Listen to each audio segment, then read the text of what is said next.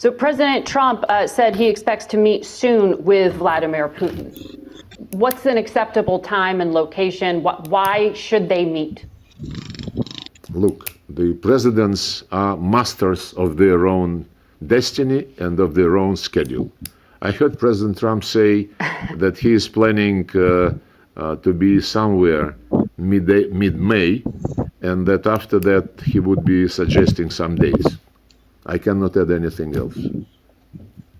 Right. He said he was asked about meeting with Vladimir Putin specifically in Saudi Arabia, and he said most likely not. That's in mid-May, but shortly thereafter.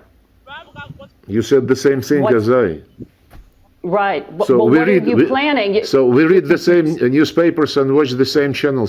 Understand very well that it is not ethical for a foreign minister to prejudge, to presume what presidents might or might not discuss.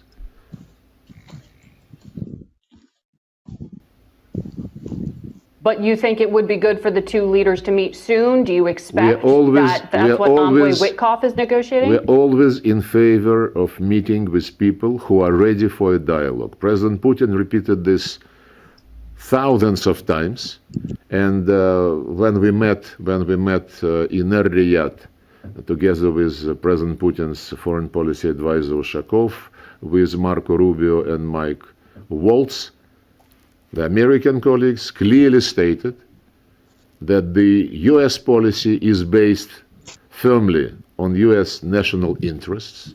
They understand that the Russian policy, led by President Putin, is also based on Russian national interests, and that it is the responsibility of great powers to make sure that whenever those national interests do not coincide, and this is in most of the cases, this difference should not be allowed to degenerate into confrontation. And that's what dialogue is for.